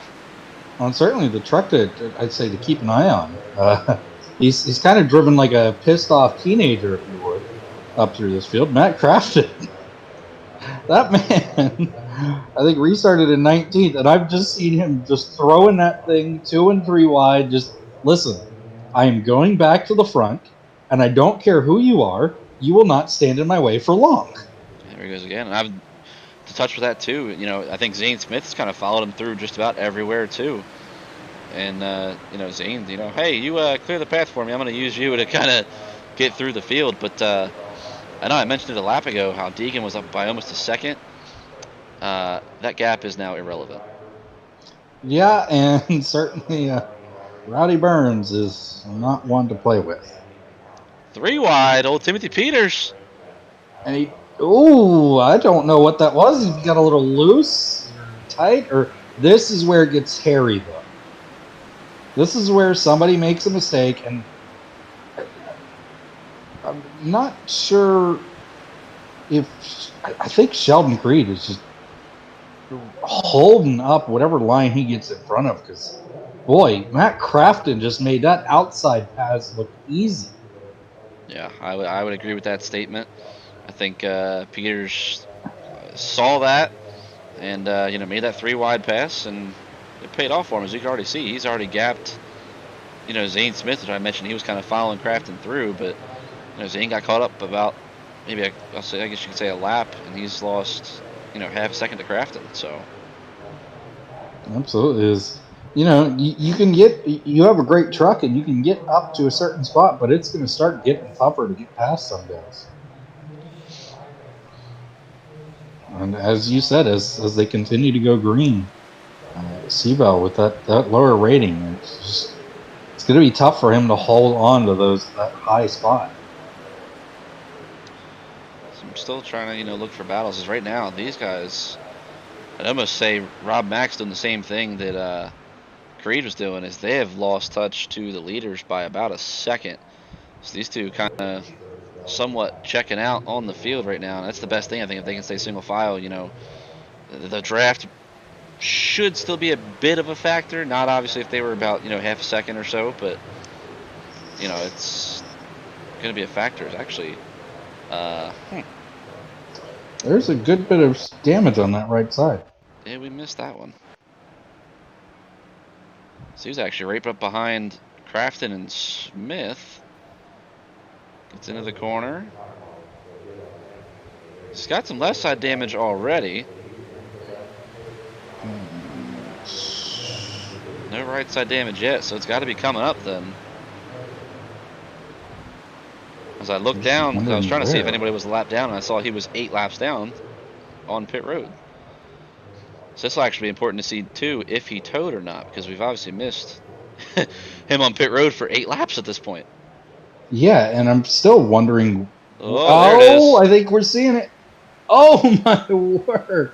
Mikolaus just barely misses out on it, and hey, Tyler Erb, I'm coming to pit road. Excuse me.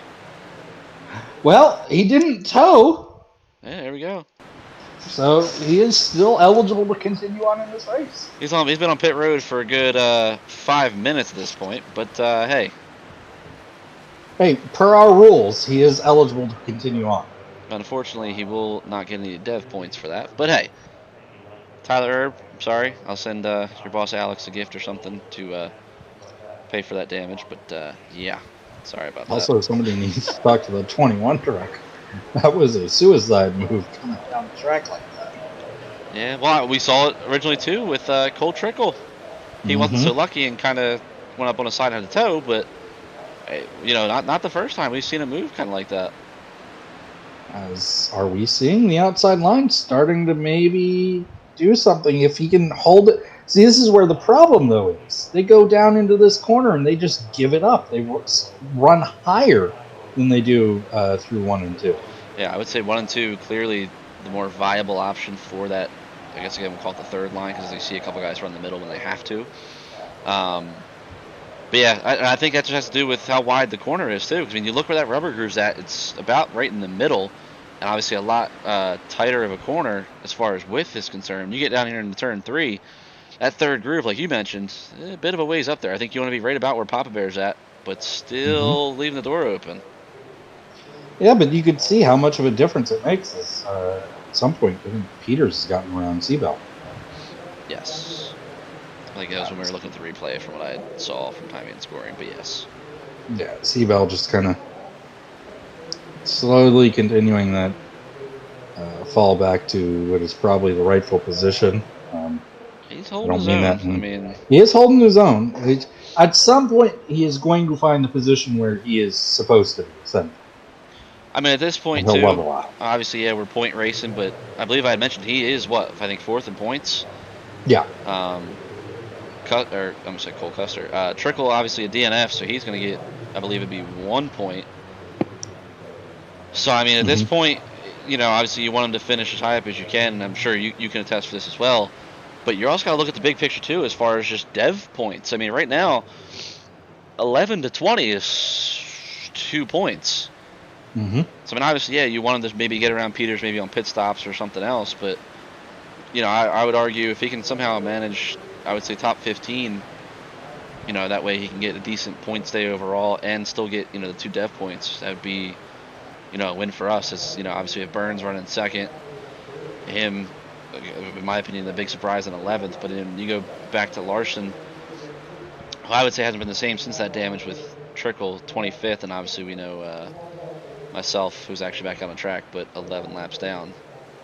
So, and another thing to note, right? We could have 10 possible different winners, and this is where this is big for Skinner to continue what he's been doing. We could have 10 possible different winners, but as of right now, since Daytona, where Rico Abreu won the race, he hasn't made a race since. That is true. That's 0 points. At this point, I don't know that he is inside of, I think it's what, the top 20 for the trucks you have to be in? Yeah, trucks would be 20, and then actually trucks and Xfinity are top 20 from what I've read. It could have changed this year with all the COVID stuff, but I know last year it was top 20, and the Cup was the only one that was top 30. So, and that's part of the rules that we're following. So under that current system, we only have 10 races before we get to the chase, because of the way that we did the schedule, which I think is perfect, because it allows that opportunity to have 10 different winners. But also, still, you know, like, okay, well, you get one repeat winner, and boom, all of a sudden it's a point race. But with Rico, you know, kind of being probably, I would argue, in the low 30s in points right now, it ain't looking good for him to make the playoffs. But who it now looks incredible for is Mike Skinner, who continues to constantly point out and do fantastic, consistent racing and holds the point lead. Yeah, I mean, I think that's something, too, we can kind of touch on as far as the attributes go. I think maybe, well, no, actually, I think I like it the way it is right now, just because, obviously, you know, and we noticed it before we started, you know, we didn't think we'd have everybody jump on the 100 train like they did. Which, you know, now it is what it is at this point, but... Well, and like we said, there's not really anything we can do about anything like that this season. But certainly, I know through my testing of something else that it's kind of gone well with this, you know, a certain cap range. And certain rules. I mean, again, until it all comes out to the owner, because even if we say capped it at 75, I still don't think they make a race being there in the 40s, but... Correct.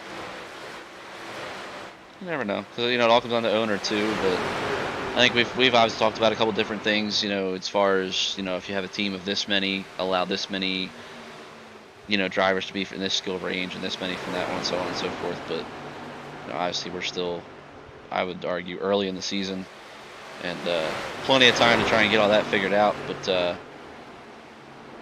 this it's getting interesting here. Is again, Seabell continuing to fall as Dungey's going to look to his inside, but kind of cut down a little late on the exit. Going to somewhat stay this quarter car. Yeah, Crafton, as you were getting ready to say, I would imagine starting to kind of fall back a little bit as well on that outside. Yeah, he went for the pass on Seabell on the outside, and it was another one of those moves. Like, he just got the run, and he was just like, well, screw it, I'm going to go to the outside anyway. And it didn't work. And instead of, being the guy passing Seabell and possibly being in 11th now, he's now behind all these guys again that he had just passed. And he once again goes to the high side.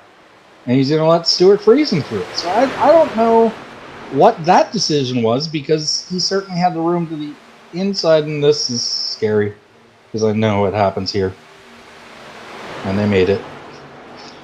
So it was interesting there. Seabell, I mentioned he kind of had I guess you want to say kind of diamond the corner a couple laps ago with Dungey. Stayed at his right rear down into turn 1 and actually almost had him cleared. And then obviously got caught on the outside again and went back a little bit, but now is back to the bottom. So, I think entry to 3 almost isn't as important as the exit, because I think if you can kind of cut down like Bell did, you can almost hang on to that spot. As the outside line, I don't know what happened there. That outside line coming off the floor, it was like they were all shot out of a cannon. I would argue it's just all momentum. Oh, it was incredible. I hadn't seen anything like it. And I don't know if we'll see it again here from Crafton. Maybe it's starting to come in. Yeah, maybe it's starting to come in on that high line as we get further in. And this could be huge, as they're building this grip up on that outside lane. This could be now huge for the Xfinity race, who's now going to start with more rubber on the track. Yeah, I keep trying to check in because I know obviously longest run we are going to catch a couple of these lappers. Just Rudd obviously with his damage from getting into the wall. Then you have both the juniors of Hornaday and Earnhardt. But you see it right there. They're under half a straightaway behind. So, it's going to play a factor. And as you can see right here, Ryan Conover caught based in the middle of the corner. And that just kills your whole straightaway speed and all your momentum. Rating wise or not, because I think Baston is 50-something, I believe. Mm-hmm. And I believe Ryan is, I think, high 70, low 80. So even with that rating advantage, you catch him in the wrong part of the corner, you can obviously see it's tough to make that pass. Yeah, and we just kind of continue to follow along with the leaders here as they're closing in on them. And this could be huge throughout the field, not just for these couple guys up here, because, if these two start battling in front of them, where do you go? Yeah. And even further back, the field's probably the most spread out it's been all day. They're all rather within striking distance. I mean, you figure you would imagine, well, this could be interesting now that they're going to battle up ahead of them, but figure if both of them get held up, that brings Rob Mack and Custer back into play. And then at that point, obviously, you would imagine start battling, which, will bring in Jimmy Owens, Bryce Menzies, old Michael Waltrip, Timmons, Skinner, Peters. Just like that, you go from, as actually a battle for the lead, you go from top 2 for the lead to, your top 10's right back in contention again. Absolutely. As we are actually approaching pit stops. This will be lap 38 on this stint. So, and we said the pit window could open as early as lap 40. This is what I had mentioned. And you could kind of see what's happening here. And this is also going to be a question mark. Because how aggressive do these guys get trying to get through the lap traffic and trying to utilize it to their advantage? And do they end up with Burns a wreck? Is going to send it. No, not yet. See what I mean, though? That slowed them up on the exit of the corner, and he could not complete the pass. He should get it here, it looks like. But just like that, Rob Mack and Custer went from about a second back to now Rob Mack battling for the lead, going to force 3 wide. We know it doesn't work out very well here. No, every time I have seen a 3 wide at any attempt at this racetrack so far, with any series, it ends up with somebody dooring somebody and the other truck ending up on its roof. Well, I want to see an interesting view here. As they finally clear Baston. Well, at least Some of them do. yeah, Brian Deegan did. I believe everybody else should get clear here, but you can just see as well here. Jimmy Owens was a good bit back, and now he is within striking distance. These guys start battling out. They're all nose to tail. And you could see Ryan Conover used that as his advantage to get around Spencer Basin. So Owens gets through. Menzies is going to follow through. Waltrip as well. So next will be your point leader, Skinner. Yeah, and look at how close he is now. That group was a good bit of ways behind. But you can see now, there goes Spencer Basin back to that inside lane. And this is going to end up, I think, holding up Mike Skinner.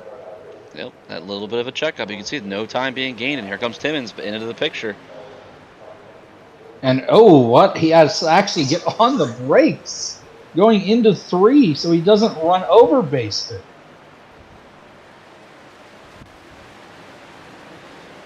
Should be able to clear him here, I would say. He's got to get aggressive and kind of charge this corner a little bit. As he got his teammate somewhat behind him. His teammate's actually going to get somewhat aggressive. And now it's Blade's turn to try and deal with Spencer Basin. And all of this is just dragging the lines behind them forward. I actually missed this one, but look at what it did to Rowdy Burns. He closed right up, couldn't complete the pass though, as Deegan was under Ricky Rudd still. And now it's going to allow, Deegan to get away a little bit. Next up, actually we got a cluster. It'd be Clanton and Herb teammates with Ron Hornaday and Dale Earnhardt Jr. As this will get interesting here, folks. Absolutely. Oh, so we actually have a little bit of contact between the juniors. There you see Deegan and just come into the picture. This will be lap 44 of this stint, as Custer has not been able to get around Rudd yet. McCachran has not been able to get around Conover yet. And that keeps those 4 of himself, Owens, I believe, Waltrip, and Menzies, all kind of nose to tail. As Peters got around Timmons as they completed the pass on Basin. Skinner. Yep. And Skinner, essentially, because of it. Because he was in front of both of them. Well, now the question mark is, who makes a pit stop where? And certainly, do they catch the lappers? Yeah, and certainly a short pit could be an advantage. Well, if you go off the last caution pit stop, the biggest guy that's going to gain would be Cole Custer. Like I said, 13.7. Deegan 14.2. 14.4 is from Rob Mack and Owens. And I think Deegan's coming in. Yeah, and I believe Ricky Rudd's coming in as well. Just the way that they moved down to the inside like that signified to me, I'm coming into pit road. As you could see what happens is Jimmy Owens got down all the way to the inside, and look at how bad it hurts Menzies. Uh-oh. Oh boy, this is not what I want to see. Owens actually holds it down. And I think we're going to make it through this. Oh, not yet. Hold your breath. And I think we're good. Double check real quick. Oh, Peter's going to get aggressive. Well, we're not good yet. Still good. Oh, Blade! Oh, my word. With a late decision, Zane Smith's going to come down as well. Rowdy Burns was in. So Custer and Waltrip and Owens and obviously Skinner, them guys stay out. There's actually a lot of guys from that time. As we have Burns, McCachran, Timmons, Smith, Papa Bear, Crafton's in, Rosler, Elliott, Creed, Snoop Dogg. I thought Susie was in as well. That is a good portion of the field. Yeah, I believe. So there goes Rob Mack. So the first guy in was, you have to remind me here. Rowdy Burns. Oh, no. Brian Deegan would have been the first one in. Correct. Okay. So where is old Mr. Deegan in relative to these guys? At the finish line. So Deegan had a 20.1 second stop. Which is pretty slow. Actually terrible. Rowdy Burns a 14.9. And you can see the difference. Wow. As everybody else is in, Waltrip actually grabbed the lead. I was just saying, as Deegan actually ends up behind. I believe and Custer's going to be your with leader. it. With an 14, incredible, yeah. 14.6, so 0.3 better. But no, Burns will get clear here. And guess who's your leader? Huh? Hey, slower's faster. I think it's because he hasn't pit yet. Well, yeah, that is why. But this will be lap 49, so he was able to kind of save some fuel because of that. But look at this gap between Rowdy Burns in second place and Cole Custer. As McCachran comes out third. McCachran. So, looking at times, I guess we'll just do top 5. Burns a 14.9, Custer 14.6, which obviously you can tell. McCachran 15.8, so McCachran losing the spot to Custer, I would have to assume, just off that time. But Deegan, your leader to 4th now, 2.5 seconds behind Burns, and Blade Timmons a 15.2. Yeah, Jimmy Owens, Larry Rosler, Zane Smith to 8th, Waltrip 9th, and Menzies 10th. Which actually their battle is Waltrip gets held up behind Hornaday, so Crafton's going to take advantage as well. But look at the big winner. Yeah, and certainly what I have to say right now is the big loser. I don't see Mike's getting out 17. So yeah, that's definitely big losers right there for those. Bell 15.9 at 22nd. He really lost huge. So, but I would say silent winners, Senior and Chase Elliott. And even Matt Crafton. Yeah, Crafton up to 10th. But he's back in this, certainly. I don't think he's got a chance of a win anymore. Interesting question now that's going to be lap traffic, because there's Payne Faust, who is running 27th. So the next truck would actually be Kyle Larson. And the other thing to note here is, at any point in time, we could end up with a caution. Yeah. Right now, though, Burns sees Custer behind him in second, and he's clicking off not his best laps of the night, but definitely fastest out of the top 10 by a decent bit. 29.807 to Custer's 9.47. It's actually Ryan Conover is going to be the next one to go a lap down. He's going to do it quickly. It's actually, that'll put Conover 12 laps down, I believe. No, 11. Okay. But interesting to note, at this point, the only pick that we have right anymore is Rowdy Burns. Yeah, my guys are one. I had him, Zane Smith, and Waltrip, right? Yep. So I'm 1.811. You had Burns, Waltrip, and Crafton. Crafton. Yep. So you're 1, 10 and 11. Yeah. So yeah, it's. I mean, at least we're right on one guy. Well, it's gonna get hairy. This is never. Rob Mack almost cut his nose. And that could have been bad for everybody involved, because I think a spin there. He might not take out Deegan, but he certainly collects Blade, I think, in that scenario. Yeah. I believe Burns got held up. He's down to a 30.0. Custer with a 29.8. Still 2 seconds back, but what I would imagine would be clean track, because we'll actually go to, which I don't think it's our drone cam this week. Oh, it actually is. Okay, we did bring the drone this week. Yep. But you can see Payne Faust got lapped, and he is sticking on with the old man. So we're 18 to go, but the best thing for Rowdy Burns, nothing in front of him right now. Clean racetrack up to Larson. Yep. Still gaining about 0.2 a lap on Larson from at least the last time through. We'll see what it is this time. Larson at 30.4. Also on, actually on 1 lap older tires, but Rowdy Burns a 196. Custer a 182. Deegan with his battle a 5, and the same for Timmons. So best thing for Rowdy Burns right now is this clean track, and then obviously if this lapper of Payne Faust can kind of play nice for say and kind of stay back there. But this race, I would argue, is actually clicked off rather quick. Still, pretty lengthy, about an hour and a half so far, which again would have been a little bit quicker due to the technical difficulty, but as Timothy Peters has not been able to cover like Matt Crafton. I believe at one point they were running nose to tail. Crafton battling for that top 10 spot with Waltrip, as they are in a cluster. As I think, Crafton just got stuck on the inside behind Zane Smith. and they're both behind Ryan Conover, who is just dog slow right now. Yeah, needless to say, he is off the pace, as we refer to. And Crafton lost the momentum, couldn't jump up in front of Chase Elliott. Is going to cost him another spot. Puts him back to 13th, but I was mentioning it a second ago as well. Timothy Peters hasn't been able to recover. Mikolaj is actually in front of both these guys in 20th. Bell down to 21st, and Peters obviously 22nd. Skinner somewhat recovered a little bit, up to 17th, but not what we had kind of expected. His lead gap's down to 1.7 seconds, but Burns still clicking off laps. He's actually pulled away from Payne, so we'll have to check to see where Larson is at. He's getting there.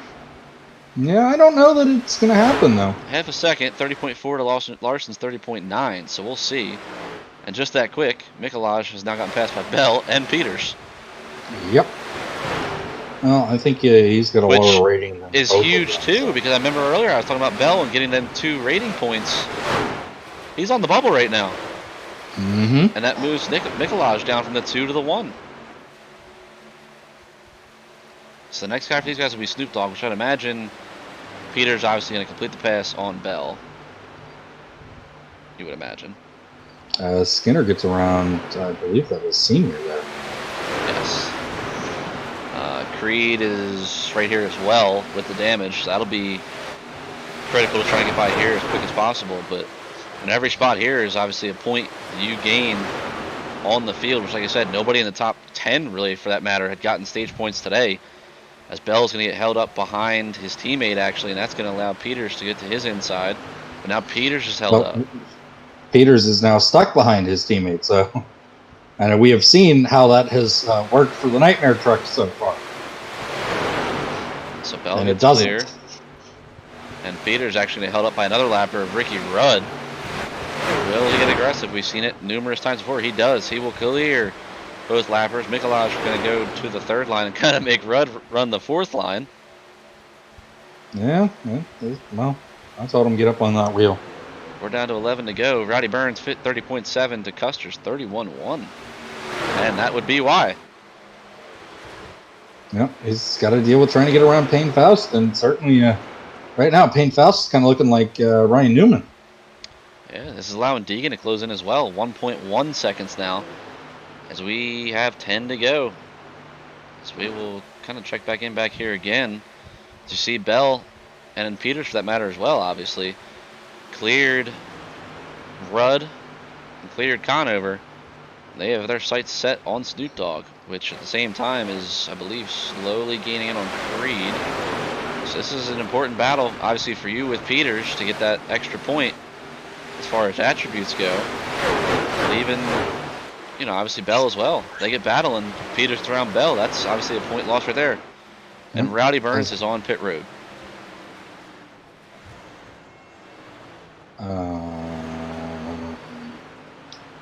Okay, then.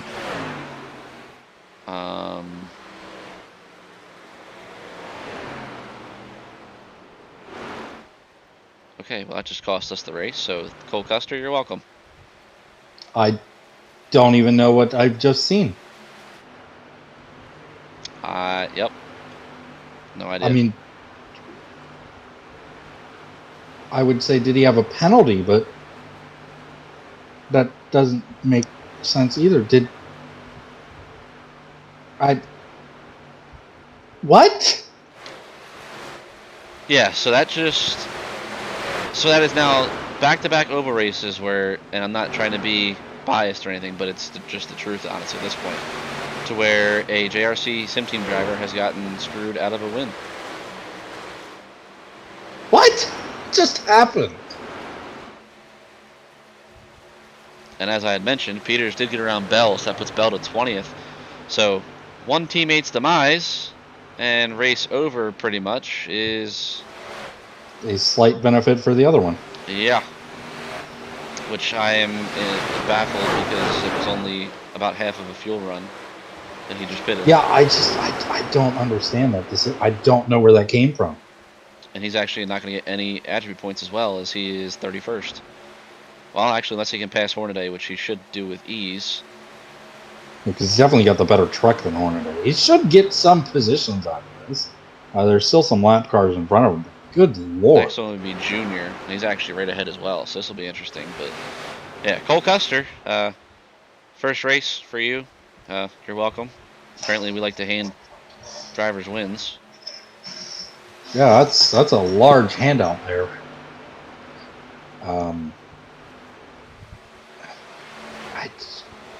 I have no words for yeah, that. I don't even know. I can't even guess as to why that just happened. That's why I went back to look at it, because I saw he was dropping quick, so I thought he actually wrecked. But I went back to look, and I figured, maybe he was trying to. Oh boy. He was trying to like pass a lapper and got forced down or something, and he went by himself. Yeah, I'm stumped on that. It's just no reason. And like I said, it's basically going to hand Custer the win unless a lapper slows him down by 3 seconds, because he's just driving away from Timmons at this point. Yeah. And Roddy Burns coming to the field actually just hurt another teammate, because now Bell falls to 21st. Good lord, this has gone from bad to worse. The only thing I can say is hopefully he can get up here and get one more or two more maybe, but it's going to be close here. There's Junior. I don't think he's going to get there. It'll be tight, but there's actually no real battles around the racetrack at this point.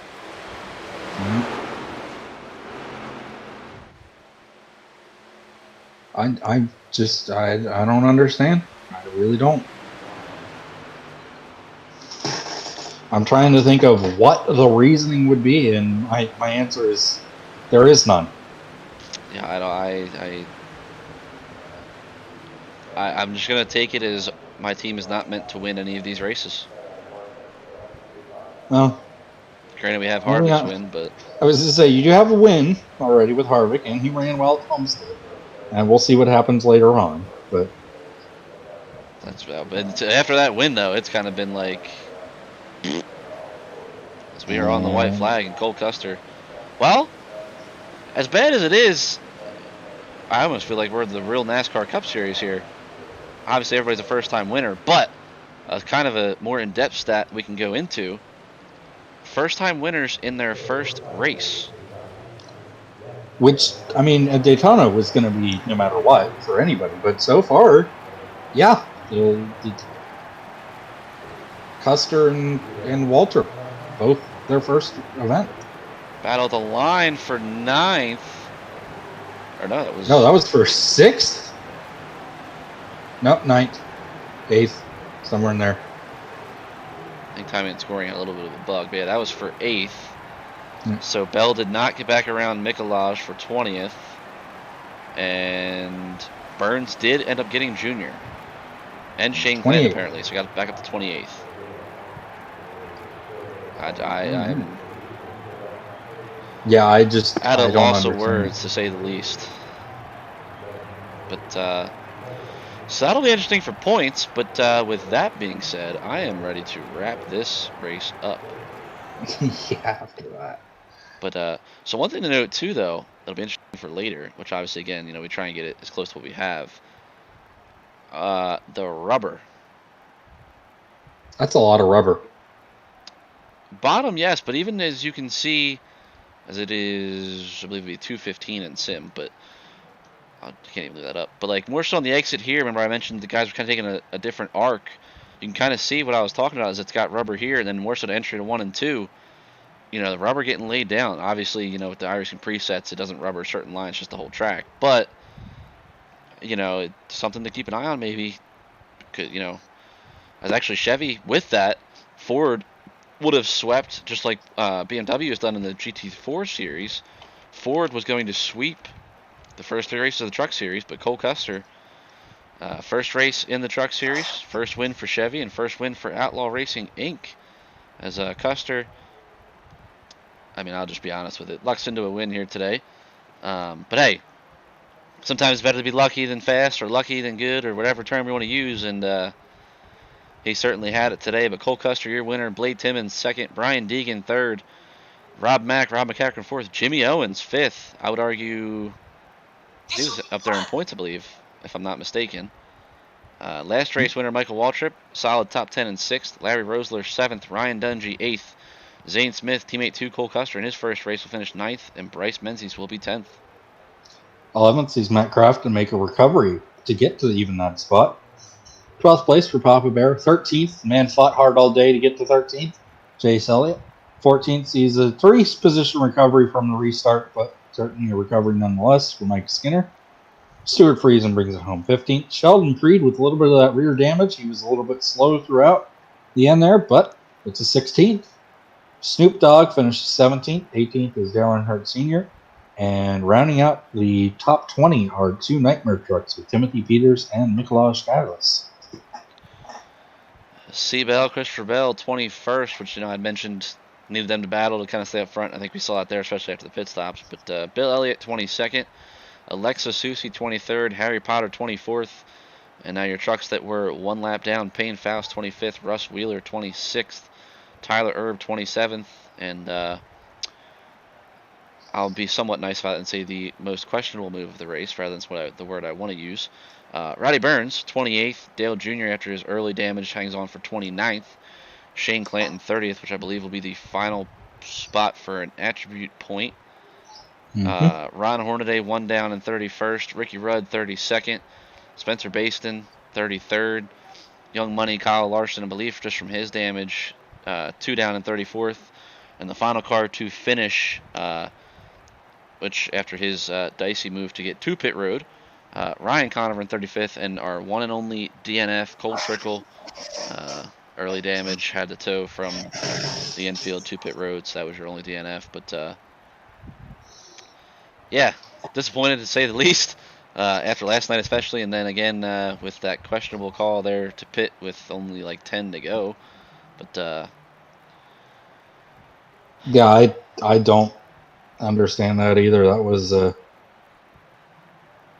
I don't know. I'm trying to rationalize, like, okay, did he have a penalty? No, because he would have had to serve it before then, and so on and so on. And just like, there's nothing that makes sense. Why is he on pit road again?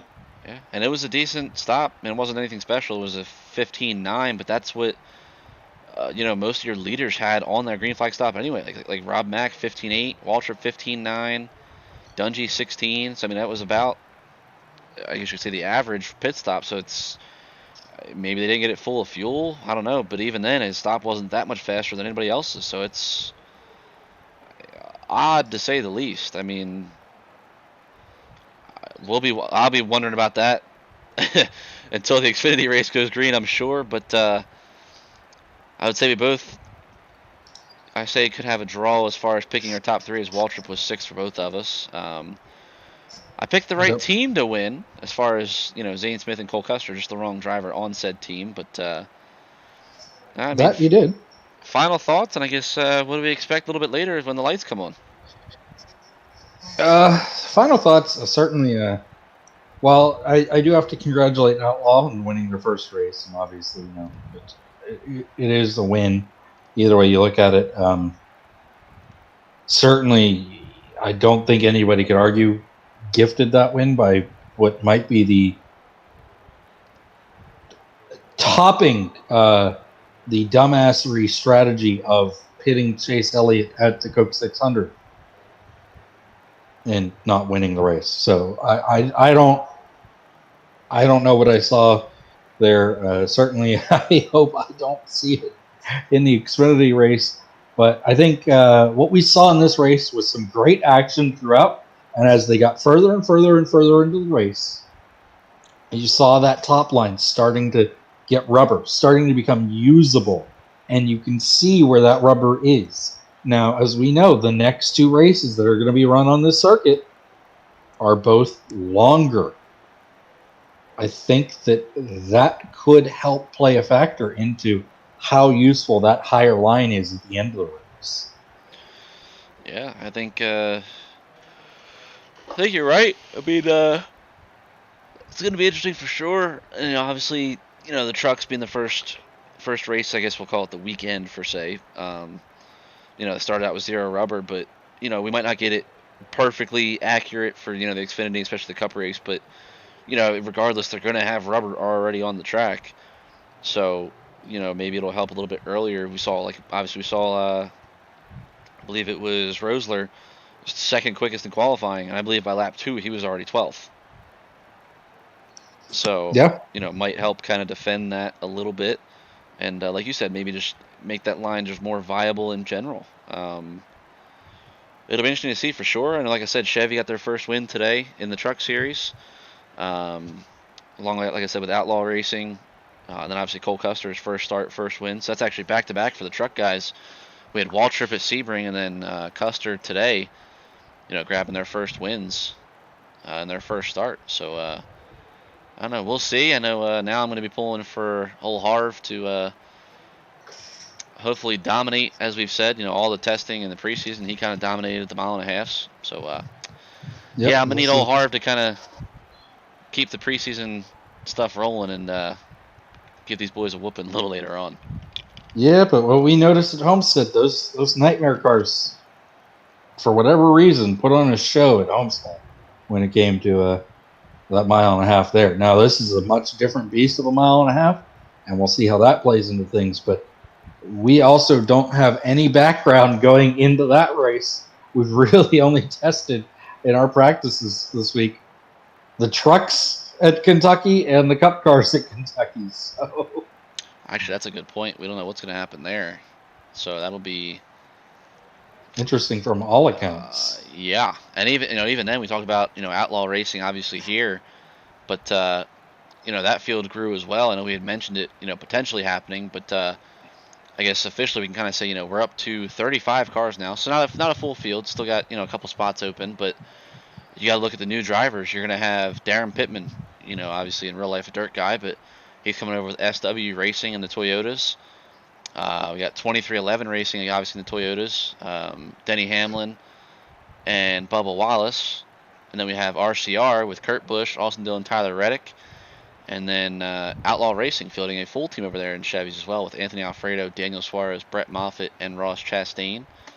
And actually the second SW Racing driver of Shane Weinmiller. So I believe that was like almost actually close to 10 guys or so, coming in. So a few 100s. I know most of the Outlaw guys are 90s, and then Chastain is actually 100. I know the RCR guys about 96, 98. Weinmiller's 100.